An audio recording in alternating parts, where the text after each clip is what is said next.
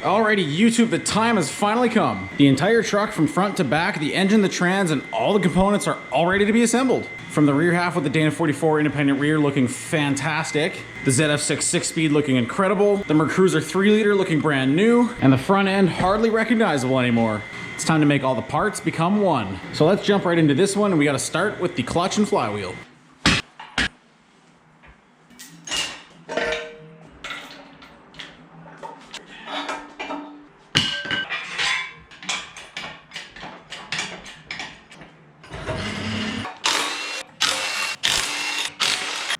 See if we can clean some of that overspray off.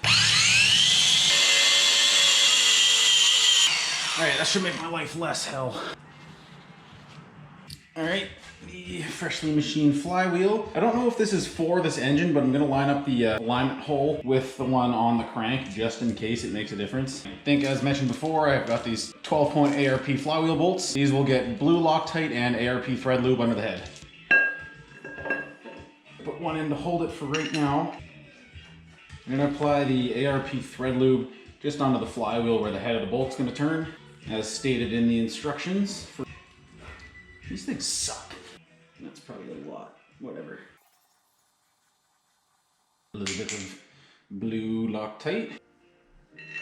1, 2, 3, 4, 5, 6. Okay, these guys get torqued to 75 foot-pounds straight up, which is going to be very interesting because I don't know how to hold this. The longest bar I have is this 3/4 ratchet, so saw that coming.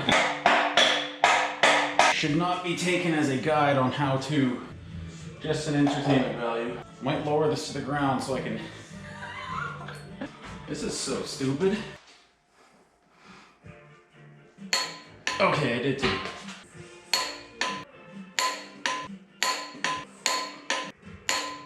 Okay, for the clutch, I went with one of these. This is a high performance replacement for a 3rd gen Camaro of all things. I mean, it's not specific, so to say, to a 3rd gen Camaro, but small block Chev in general.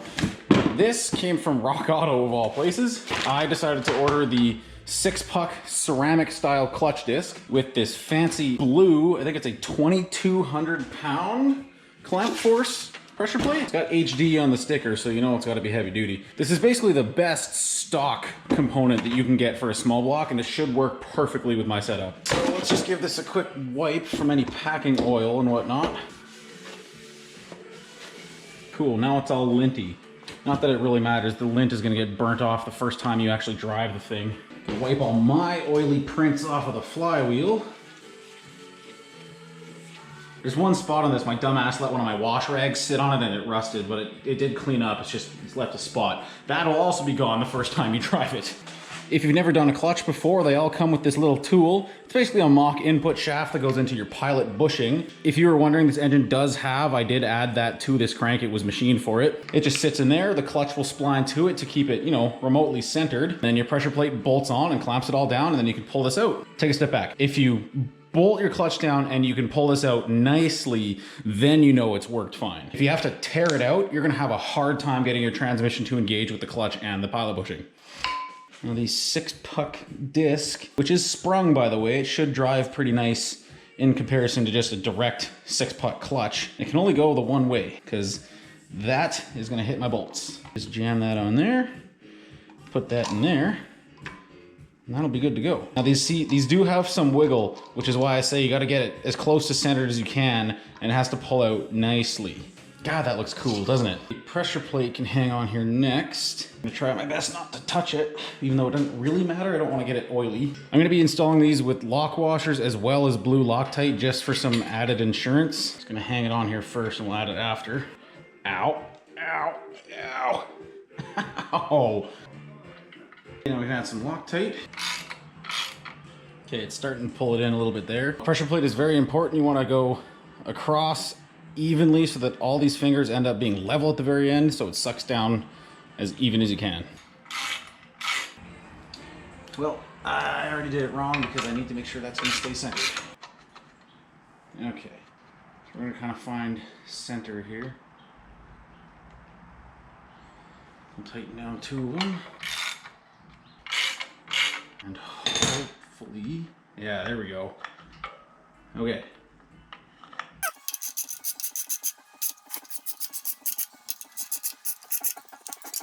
Okay, pray. Nicely done. All of our fingers are nice and level. Okay, had to do a little bit of rearranging in here as it started to dump rain on me, so I had to move the Volkswagen in the garage. So a little bit of limited workspace, but with the weather, that's what I got. I ended up torquing this off camera just to 35 foot-pounds. It seems like nothing for how much force this actually uses, but that's the spec. Now we can move on to fitting the transmission. Wrong. Before the transmission, I need to fit the hydraulic release bearing. So this is a fun box that I ordered from none other than Summit. Here we have a Ram clutches, hydraulic release bearing, hydraulic throw bearing, whatever you want to call it. This is going to completely negate the need for a clutch fork and a normal style throw bearing. This one has a little bearing built in, so it's changeable if it ever starts to deteriorate. It sits against the back of your transmission, pushes out on this little piston to disengage your clutch without the need for any other kind of linkage. This little guy set me back, oh geez, about 350 Canadian. And then because I have a one-piece bell housing with no inspection cover, I had to get the kit to relocate the bleeder screw somewhere useful. This was like another 50 bucks. So altogether like a $400 piece. The most expensive thing I've ever bought for this truck, but it's gonna make my life so much easier, providing I ordered the right one for this setup. Not that there is a right one, but it should fit. It's just a matter of shimming this depth in the transmission to be correct. So I'm gonna go just take a couple minutes to read how the hell to set this up, and then we'll go from there. Okay, I'm gonna keep this part short. Taking the measurements from bell housing to bearing, and from clutch fingers to the engine block, I have about 12 to 15 thou of clearance. That's not enough. So my options here are to either wait a week or two, which I don't really want to do, to get a spacer about 1/8 of an inch thick, which is less than I need but good enough to space the transmission back from the engine to get that bearing clearance. Or what I can do to gain some space, because the flywheel on this is so thick and beefy, I can take this to a buddy to machine exactly how much I need off of it to move everything in that much further to gain that clearance to the bearing. I don't know exactly what I'm gonna do yet. I'm either waiting 1 to 2 weeks, or I can take that flywheel to a buddy and have him get it done within a few days. Hey, whoa, it's a new day. And hey, whoa, the transmission's on the engine. I threw the transmission on to verify, and I'll show you exactly what's going on. And then when I go for the reassembly process, I'll show you everything I did to get to this point. There, to the left side of the screen there is the bearing, and it's currently touching, if not, it's really hard to show this, just barely any gap between those fingers. That's not gonna work. The problem with that is a clutch disc wears, the pressure plate moves in more, also move the fingers out. So in no time flat from new, this clutch is gonna be riding right against that bearing and destroying the bearing, or putting pressure on the thrust bearings, which will destroy everything very quickly. And just for a fun reference, measure my thickness. 1.180. Here's what the flywheel looks like before machining. Let's get the scent out. Check this out. We got a machine flywheel. You can tell most of that beveled ridge that was on the edge is now gone. It's got a nice finish to it. And to check the thickness, 1.04. I think our other measurement was 1.18. It actually took off less than I had asked them, but I think that'll be perfect. Bear with me, I'm going to assemble the flywheel, clutch, and pressure plate, torque it all up, and then I will show you the measurements I'm gonna do. I'm gonna take this big ass straight edge. It is a little flexy, that is my only issue. Or we can try and do it with the stiff edge as well. Okay, we'll zero that. 3.63, 3.6-ish, 3.6. 3.6, okay. I'm getting roughly about 3.6. Yeah, she's a tight fit, man. Oh, that's by design, because there's an O-ring in the middle of this. That makes sense. The bell housing, just a quick cleaning. We have 3.78, 3.779, 3.77. Am I getting different measurements now? 3.77. Okay, it's like an average of 3.77. Hopefully you don't get confused. The math here is pretty hard. Subtract how much sticking out we have from how much space we have available. 170 thousandths, or 0.170 if you want to refer to it as that. That is a good number, because our Ram Clutches kit is calling for about 0.150. Now means we can actually use the shims from the kit as intended. So really, if one of these shims should be able to just measure the thickness of, is it that? No, it's not that easy, is it? Either way, I need the bearing to move 20 thou. Theory, the thickness of this guy is about 30, so that's actually too much. But that's the thinnest one they give you. In my head, it seems like it's gonna move it out more than that, because it's not just the thickness. It's how much it's sitting away and where that taper engages on here. I mean, really, when that shim is sitting in there, it is now added. Let's do it this way. You stupid. 1.504, and with a shim, that shim moves us out 1.568. Jeez, 64 thou? I guess we're not using a shim. 170 is a little large. Ram Clutches allows for a max of 0.200 inches on a 2-disc clutch setup. All this is trying to prevent is clutch wear and ensuring you don't overextend this, which is what this snap ring is for, so you can never blow it out of its own housing. I think we'll be fine with that 170. Let's put it together. These two lines, I'm just gonna route out the old slave cylinder hole. Pow. One important part when installing one of these release bearings, some of them are just a housing that you install and it's done. Some of them have this little tab on the bottom that you're supposed to remove one of these bolts in and replace with the guide stud that comes in the kit. This will ensure that when this bearing is installed, it'll engage with one of these bolts and this housing will never rotate. However, I couldn't seem to find a kit for metric bolts. Because this is a ZF transmission, it's a German transmission. I'm not even gonna try to pronounce the name. This has metric hardware, so I need to fashion something up instead of this. So I'm gonna run to the hardware store to find something to build this out of. All right, here's the new solution. This is a metric bolt and hardware. We can thread the nut on with a washer. Fuck, never mind. I didn't account for that. Oh God, I gotta go back to the store. Okay, round 2 and round 3 if this one's not long enough. How much of this actually thread into there? It's a good 1/2 inch worth of bolt in there. Okay, that's as far in as that goes. Just gotta check how far this thing protrudes. Oh, that is way too short. This thing is gonna come out to here. It's a good thing I got a 3rd bolt. Oh man, what a bunch of trial and error garbage. Oh, that should be plenty of length. Yeah, I'll have to cut the head off. Yeah, that should work. Beautiful. That bolt will work fine. I'm gonna cut the head off of this and Loctite that bolt in there. We'll be good to go. Okay, we can Loctite this guy in. We'll do it finger tight and then check if I like how it's gonna sit. Seat it all the way down. Can't rotate. And on full extension, we still have lots of bolt in there. That'll work beautifully. I'm gonna take this measurement again. I don't know if I had that right. I just discovered that this is touching the nut and not seating all the way down. And I actually don't know if it will. Oh man, that blows. Can I even get this to seat all the way down? It's a big problem if that's the case. There might be only one way to do this, and I might have to redo this measurement again. It does sit fully against the back of the transmission like that. Oh, I definitely have a mismeasurement. Oh God, maybe I didn't even need to get my flywheel machined. I might have just made one of the stupidest mistakes. Not that it means anything, because I only machined a flywheel, but whatever. Might not have even needed to. Oh boy.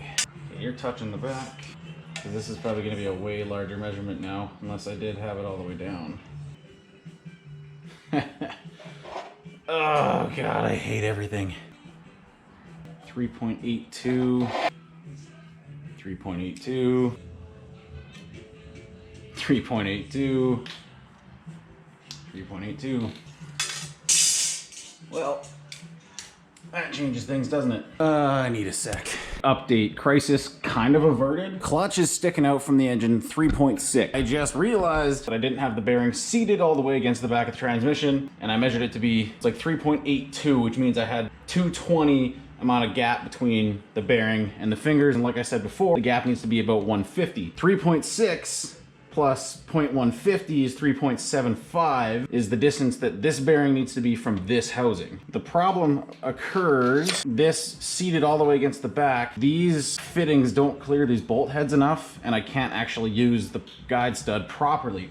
But I just figured out off camera, if I stick in one of these shims, and then put the bearing on and ensure that it is fully bottomed, the fitting block clears the bolt heads as it should, which means I can line this up with the guide stud, and believe it or not, take a depth measurement, and that comes out to 3.747, 3.746, 3.743. This could just be, you know, bearings not in the right spot exactly. And 3.742. There's between 0.140 and 0.150 amount of clearance in this setup between the bearing and the fingers. It's not quite what the book asks for, but guess what? It's close enough. I don't care. I have spent 3 days screwing with this setup procedure. That's good enough. I just need to ensure that when I have this guide stud installed, that this nut is small enough to clear underneath the back of that. So what I'm gonna do is take the old bolt, compare the thicknesses of the two, and I'm just gonna grind this one down to match, and guess what? That's it, that's done. That's set up, and I'm leaving it that way. So this bolt head is 0.192, and this nut 0.249. Even when it comes to the teeny tiny details, I'm always fabricating something. What a truck I'm building. It took that down a good amount, probably too much. 0.167, that will be perfect. I'm not gonna run a washer like I was going to before. I'm still gonna Loctite this stud in, and that should hopefully be the end of this ordeal.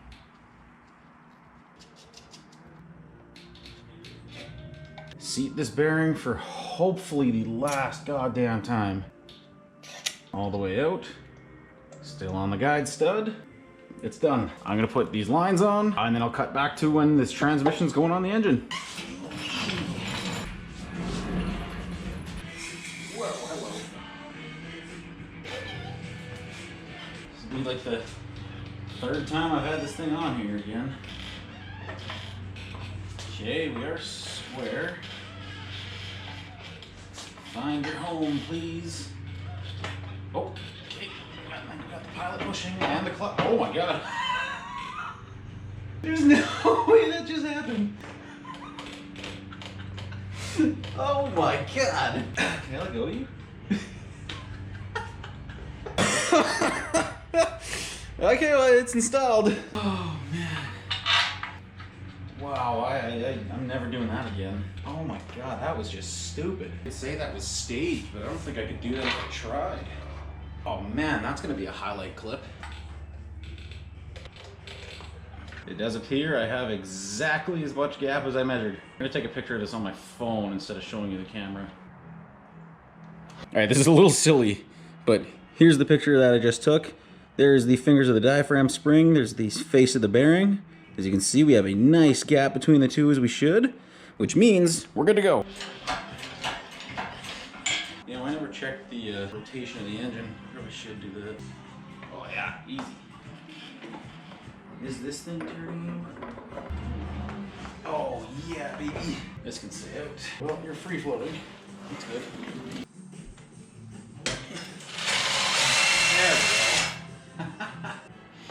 All right, let's go put it in the truck. That was aggressive.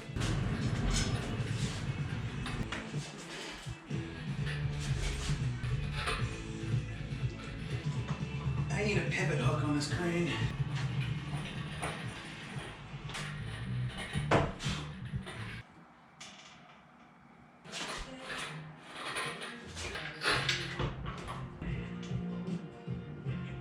Oh, that color looks good.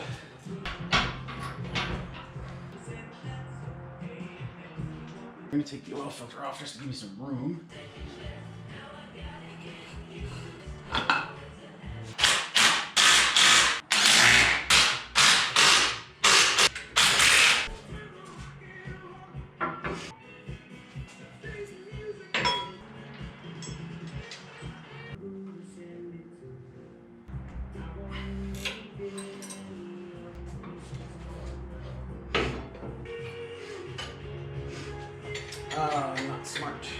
Gotta put something on before this main round. And the piece that has to go on is the drain for the turbo. That's kind of important. Hopefully I have the room for this.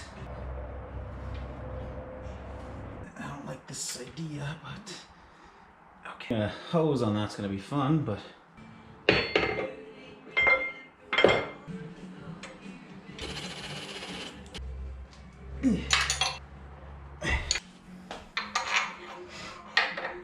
oh, well, that's easy. There's one. Whew.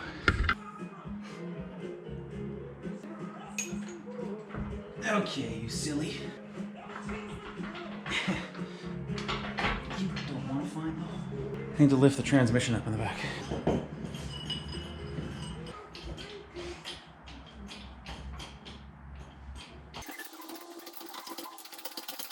Now you should go in pretty easy.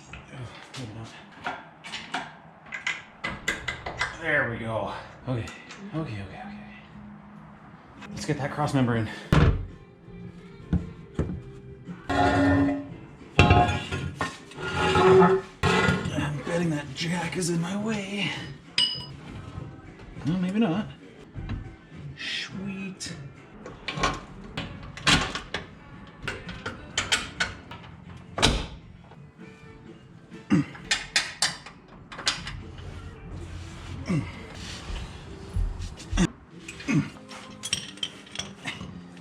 Oh man.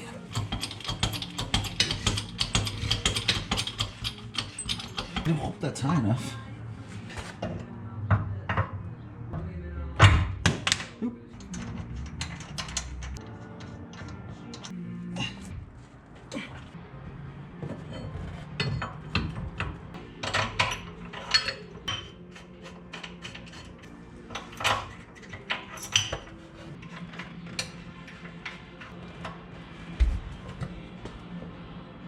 Of course, nothing wants to line up the way it did before.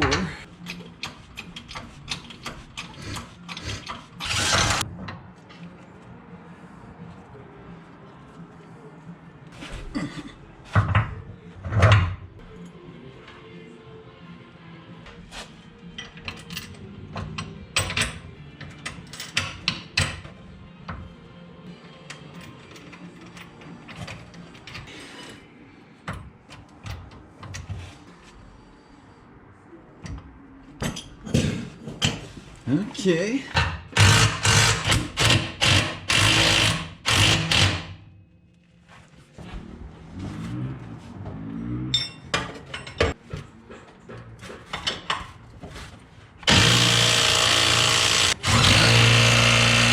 Yeah, baby.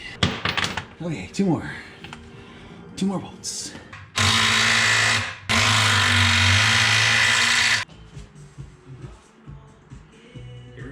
This is it.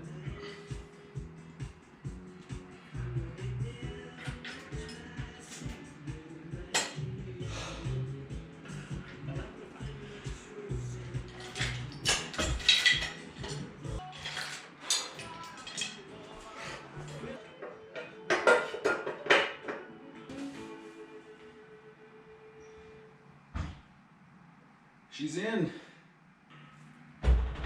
She is in.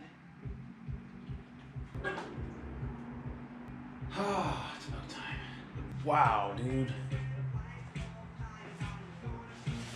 God, that's crazy, dude. Well, apart from, wiring, fuel, and taking exhaust, Rat 10 is basically completely swapped. Man, this engine pops against all the black in there. I'm debating if I should have painted the firewall, but I kind of want to keep it matching the rest of the cab. You have no idea how excited I am to actually see this sitting in here. Man.